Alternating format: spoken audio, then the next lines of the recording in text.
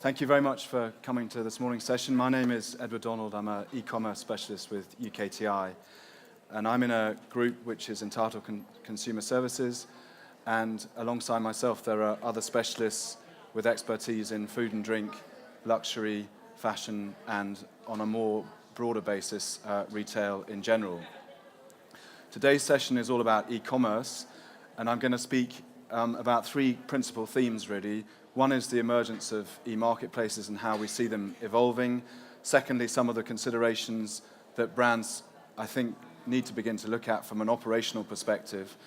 And thirdly, I'm going to touch on a range of new products and services that are going to be coming from UKTI, and in particular from the team I'm in, over the forthcoming months.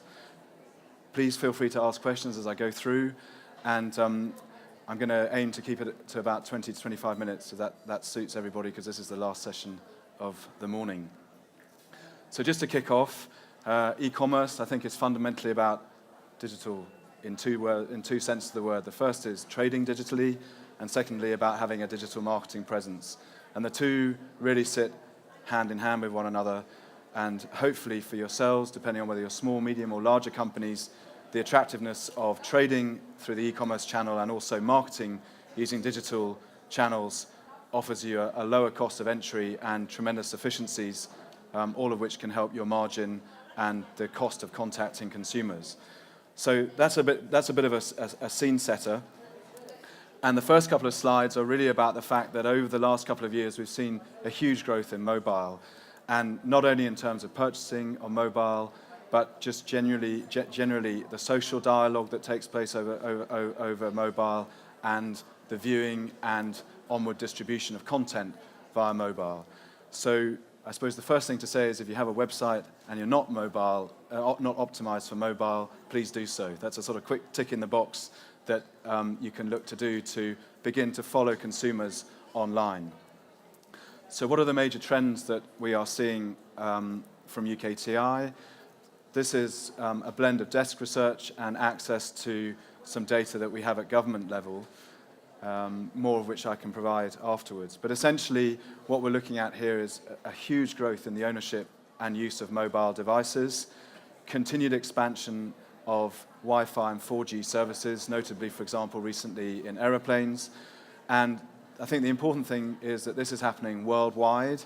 It's happening across many different geographies, and what's happening, therefore, is that smart device ownership is beginning to span many generations of user and all sorts of income levels. So no longer is it perhaps an early adopter device as it might have been a couple of years ago. And this is exciting for yourselves as retailers, hopefully, because if you can get yourself onto the screens of these users, you begin to increase the chance of your brand being found, of being placed in the same consideration set as your competitors, and optimizing your presence and your sell-through.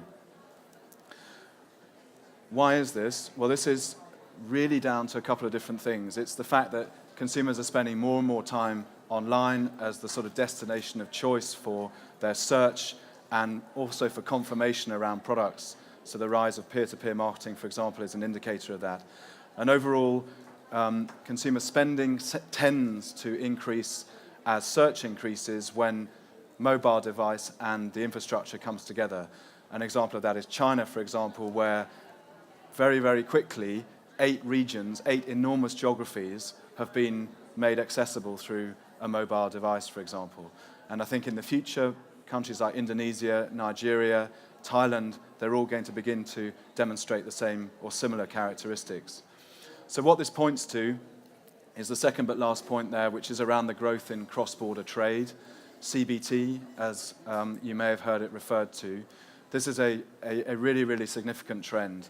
And for yourselves as makers, designers, creators of British brands, hopefully it's a very exciting dynamic to be witnessing, because in this you have the ability to leverage great British heritage. You have the ability to leverage the fact that the consumer base in the UK is at the forefront of spending and searching online, so there's a lot of data and information that you can gather. And importantly, a lot of the fulfillment services that come out of the UK are really at the front end of the delivery of cross-border trade. So there's a tremendous bank of companies that you can research through UKTI to help you optimize your cross-border trade performance. Why is this so important? Well, it's fundamentally about the emergence of what we call e-marketplaces or digital malls. And the reason I offer you those two words is that depending on retailers, depending on companies, they have different names. But the really fundamental thing about them is that they are both sales channels and they're also marketing platforms. And an example could be Amazon, it could be Rakuten in Japan, Graze Online in Australia, for example. There are over 200 worldwide. And I'm going to come back to this point around them being both sales and marketing a little bit later on. But I just want to underline the importance of them in your business planning over the years ahead, possibly as a pure play or alternatively as an omni-channel approach to market. So that was a quick recap of where things stand today. This slide and the forthcoming slide are about a look into the future. Not so much that I have a crystal ball or that UKTI has a crystal ball, but this is more to try and give you a sense of how quickly and how much the environment is going to change for both how you retail your products and your brands, but also how consumers will begin to search them and find them. So here we have a quick screenshot of a glass of glasses, and really the key thought is here that the information that's on it is going to be tremendously close to somebody's eyeball as opposed to being on a screen. And that really underlines how much technology is going to move across from being on a separate device like a phone to being as part of your everyday life like a watch or a pair of glasses. And so with this, certain trends are going to, I think, continue to really, really grow, and some of them will also receive an extra level of energy and, if you like, a surge in growth. So mobile device growth will continue, and also adoption of mobile devices. And then on top of this, wearable technology will sort of catalyze in this category. And it will be essentially very much a premium experience. I think the price points that wearable technology look like they're coming out at are going to put them at the higher end of the scale there. But it's not so much the device per se, which I think is interesting. It's the fact that the conversation around wearable technology is going to stimulate a lot of interesting areas such as consumer search, how people distribute content through device in order to attract buyers. So just a couple of considerations there. All this new technology is then going to open up geographical markets faster and in a more joined up way. And this is key when you begin to look at e-marketplaces, for example, where although at the moment they may just be playing in a specific geography like, say, Australia or Japan, bit by bit we're seeing this whole e-marketplace channel evolve, and they're beginning to spread across multiple territories. So it's possible to consider placing your brand and your product onto one platform, e.g. Rakuten in Japan, for example, but you'll benefit from having a presence in Malaysia, Singapore, and bit by bit in China. So I just want to seed that thought that e-marketplaces can enable you to sell, but they can buy you awareness, they can buy you analytics, which will help you locate your consumer in different parts of the world. So all this begins to head towards the fact that the online market is growing worldwide, and this is being assisted by an expansion of facilities and services, all of which are in place to assist cross-border trade. And this means for yourselves as brand owners, as operating entities, maybe you're running multiple brands as part of a portfolio, you can buy services that will give you paperless invoicing. They'll give you guaranteed landed costs so you can work out the margin of your goods. Equally, some of these platforms will help you deliver the goods, cover your fulfillment requirements, and look after your returns. So it's a very, very different environment that's coming into place to support e-marketplaces that is gradually sitting alongside the traditional methods that you might have used to fulfill into a marketplace. All this is fundamentally driven by data. It's driven by the fact that companies, both the platforms themselves, can get access to data through Google, but also as paperless invoicing comes in, it creates a path where everything is much more traceable for retailers such as yourselves and for the fulfillment companies. And sitting alongside that will, I think, be a growing awareness from the consumer of just how valuable their data is to you and your partner companies. And therefore, I think it's probably right to work on the basis that in future, people just handing over their email address may not be as simple as it is nowadays. People may think much more carefully about why they do it, what's the value exchange that they're looking for from a brand, and what's in it for them, because ultimately they're part of helping that brand continue to succeed. So I just encourage you to explore a little how you might begin to redefine the relationship that you have with your core audience and how they in turn can help you bring success as you begin to expand into new communities, new audiences. And really this brings me to the last point, which is that in this domain that we're now talking about, the device makers and the screen that people are viewing content over are incredibly important. As more and more people spend time online, be it their Nokia, be it their Apple, a phone, whichever device it is, that is how they are viewing your brand. And therefore, even considering how you make content for distribution over mobile as opposed to specifically out of YouTube or something like that, or Vimeo, I think is important, because the device is increasingly becoming a major channel through which to communicate, over and above the different digital channels that are available.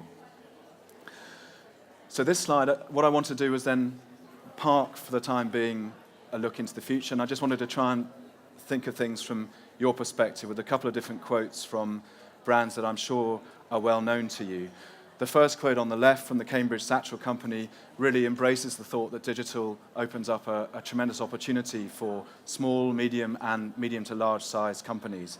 Digital gives scale, digital gives access to markets that you wouldn't perhaps otherwise have been able to get representation in, and digital also gives you the means to move your marketing in a much more effective manner into those export markets.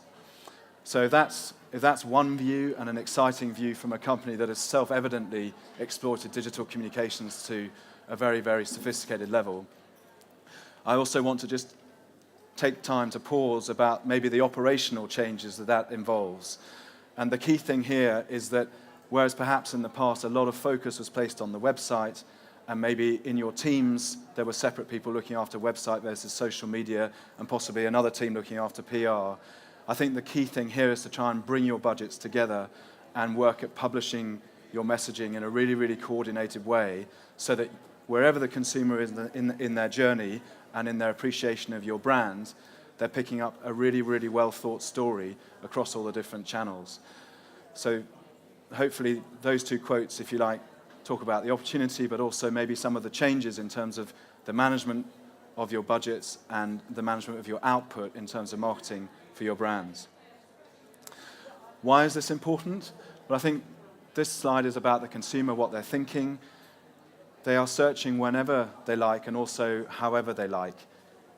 It's very much more on their terms now. I don't think I'm saying anything new here, but I just wanted to try and frame up some of the things that might be worth feeding into your planning process. The second thing is that they buy in any number of ways. They might search on your own website, but then actually go and buy it on an e-marketplace.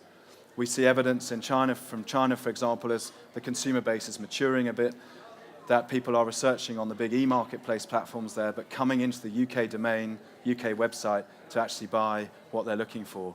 So search is really, really changing in the way people are approaching it. I think this then stimulates a question as to how do you communicate and where and how to invest in advertising, because fundamentally nowadays, people edit advertising out. And so where this takes us to is three key thoughts. One is around how I use my owned channels, so the channels where I have a direct link with my consumer. Is that my stores? Is it my call center? The channels where I have a one-on-one possibility for a dialogue with the people who are interested or buying my product. You then have your bought media channels, perhaps Facebook, perhaps YouTube, for example, where you're effectively buying a presence on somebody else's platform. Are you getting the return on investment that you want from those channels? And then the third area is around what I call earned media, where you are getting into a channel either in the form of product placement or product referral or something like that. Owned, paid, and earned media are very, very important as three separate levers that you pull in a coordinated way to try and overcome the fact that people are beginning to edit out advertising.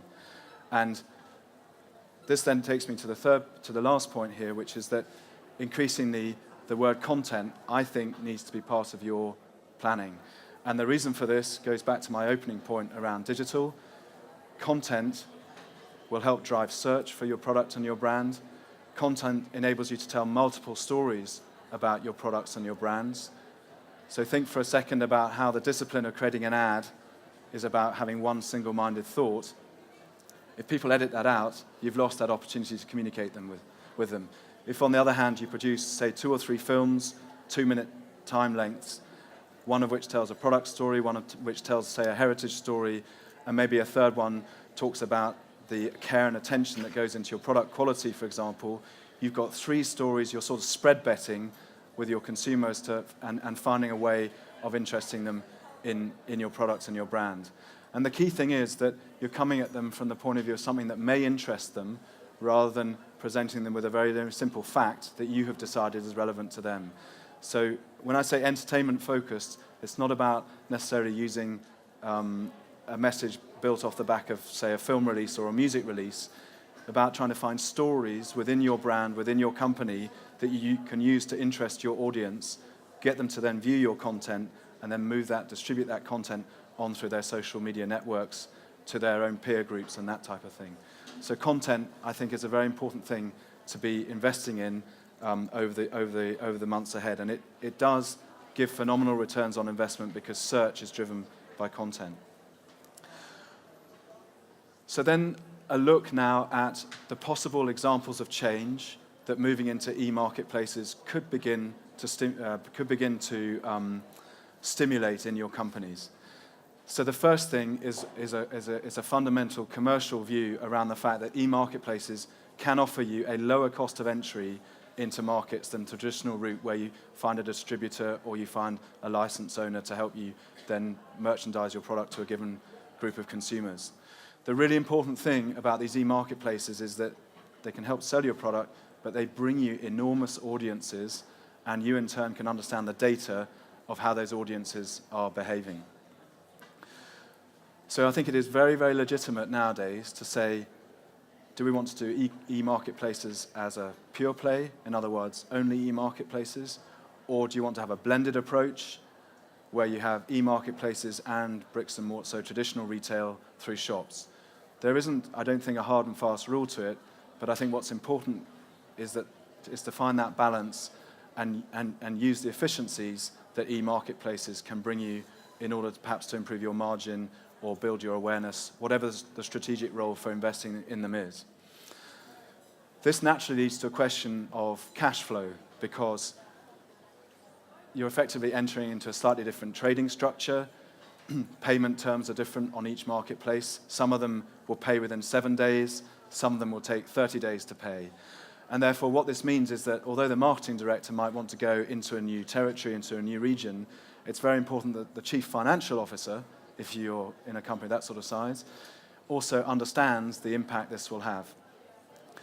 Because inevitably, all these decisions begin to become much more interlinked than they were in the past.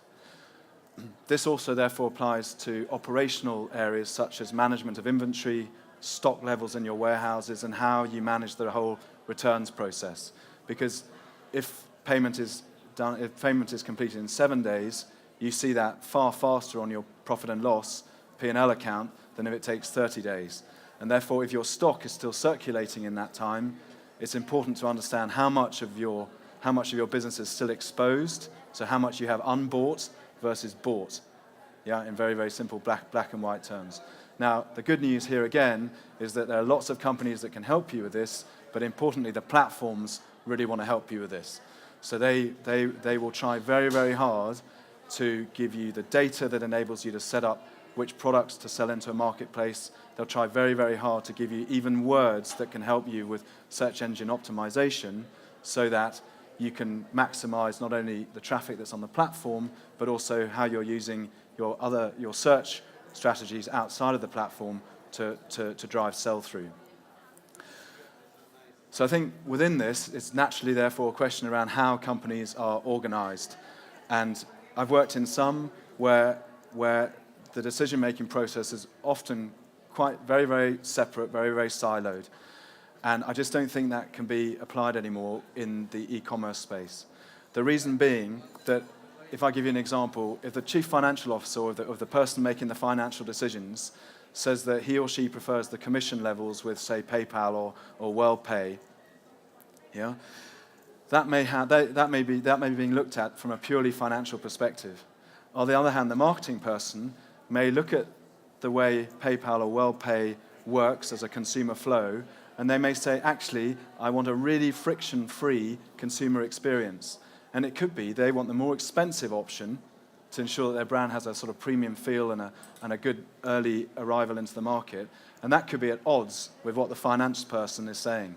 And I just deliberately offer you those sort of conflicting views, because when you go into e-marketplaces, you're beginning to broaden out from just being a brand where you're in complete control of some of the dynamics around it.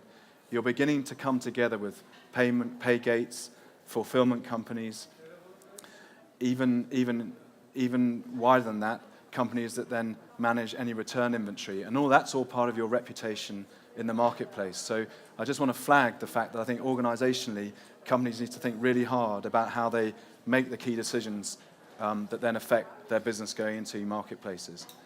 This can be significantly helped by the availability of data from e-marketplace platforms. I mentioned earlier on the availability of data around search terms and that type of thing. That can all help optimize budgets. And if you haven't already, it's worth exploring a little bit with people maybe like Amazon, for example, who will help you to understand where your consumers are in Europe or even in the UK, and you'll get a sense of perhaps how you can tweak your SEO strategies or improve your basket size and that type of thing. So then the second but last point here around communications planning, I've used the word holistic in the sense that if I go back to owned media, paid media, and earned media, as I talked about it earlier on, no longer can those sort of different disciplines sit separately of one another. I think it's very important that a really rounded perspective is created by whoever's developing the marketing and the communications for the product or the brand. And that real diligence, real care and attention needs to be paid at the executional level to maximize the return on investment from any paid media that you're paying for. And it goes without saying, perhaps, that maximum attention to detail generally delivers really good performance in the earned media space as well. So the last point is really about people, and what I mean by this is the employees of your companies. Even further out from that, the people who maybe make the materials that are used in your fabrics, in your footwear, or in your accessories.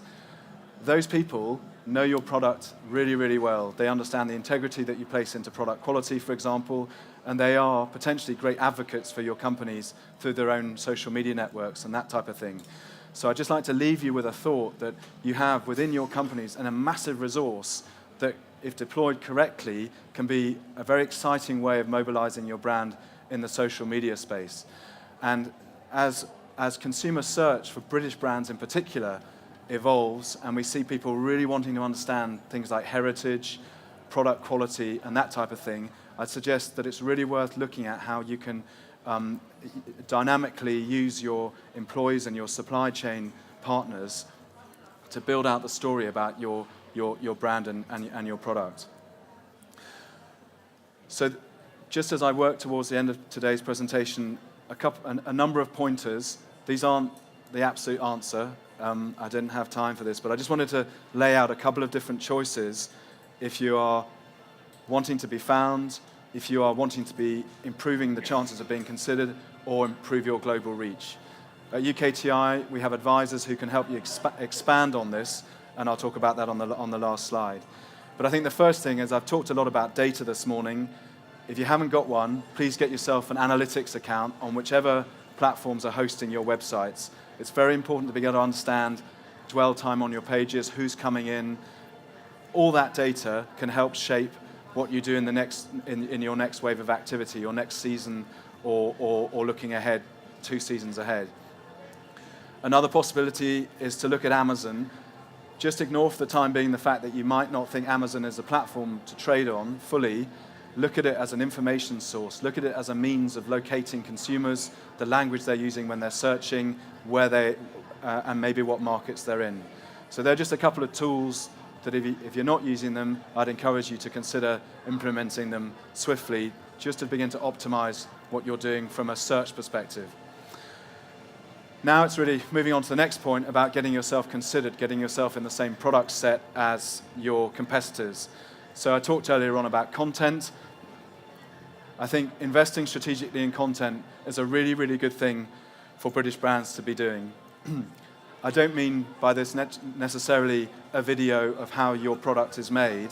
What I mean by this is carefully crafted, short-form stories about your products and about your brand. So short form is a technical term for content that's about 90 seconds to 2 minutes long. Generally, that's a good time length to serve brand content in to viewers online. And I want to stress this word narrative. It's all about stories. It's all about bringing people into your product, into your brand in a way that they are interested in. And off the back of that, then sort of serving them a story which then can encourage them to sell. So it might feel uncomfortable in the sense that it isn't a direct sell message. The point is, as part of your communications, if you feed content into it and you use it to then talk about your brand, I think you'll get much better return on investment possibly than you're getting at the moment. The reason why this is that you can tag your content in a sophisticated way to maximize how it is searched for and found. And the key word here is Google Hummingbird. If you're using agencies to make content now, please ask them their familiarity around Google Hummingbird. If they don't have it, ask that they really understand it, or maybe explore finding somebody who does. Because when we look ahead to wearable technology, as Google begins to try and ensure that brands are found using Google Glass, for example, they're going to be tagging content differently. And Hummingbird is one way of beginning to enter that new game that Google is going to be making sure everyone begins to play in about a year to 18 months' time. The last point then is around global reach using e-marketplaces. Just to reiterate, there are over 200 e-marketplaces worldwide, and I think the thing here when you're looking at them is to look at your budgets and say, right, what's it going to take for me to maximize the use of the advertising inventory that platform has and the analytics they can give me? Put that in a small box to one side, and then understand what the off-platform marketing requirements are so that you can bring the two together in a really effective way. What I mean by off-platform marketing is the likes of Facebook, YouTube, your paid media, for example, and then your earned media sitting aside of that. The point is that everything needs to work together in a holistic fashion. And then, because the analysis is much more transparent, you don't have to wait quite so long, for example, as maybe you might have to through the traditional retail channel. You can be much more analytical about your return on investment, basket size, marketing percentages, and that type of thing. So hopefully it can give you the encouragement to test and learn, because that's a very, very important philosophy, I think, to begin to adopt. Please don't shy away from e-marketplaces. Use people like UKTI, whose advice is free and agnostic, to help you get into this space and help you learn. So to finish up, this is an email address that comes into a team which I sit in. What would happen if you came into this is that we would take your request. We would either try and answer it from a central perspective, or we would try and network you into one of the 350 international trade advisors that UKTI has available for you across the United Kingdom. The important thing about international trade advisors is that they are both generalists, but they also have deep areas of professional expertise. And they can help you take your first steps towards exporting. They can help you expand your existing export presence. And what they can do, over and above that, is network you into UKTI, which is a phenomenal organization which is fundamentally here to help British brands export overseas. And with that, I'm just going to finish and say that although it isn't like Google, where you can get an answer immediately, at UKTI, it is absolutely amazing. You can get advice on manufacturing, advice on design, advice on export. There really isn't a question that can't be answered. It might not be that we can turn the question around as fast as you'd like. Every effort will be made to try and manage that expectation. But I would encourage you to come to UKTI to see how much we can help you in terms of your business development and hopefully navigate you through to the next stage of success. So thank you very much for your time this morning.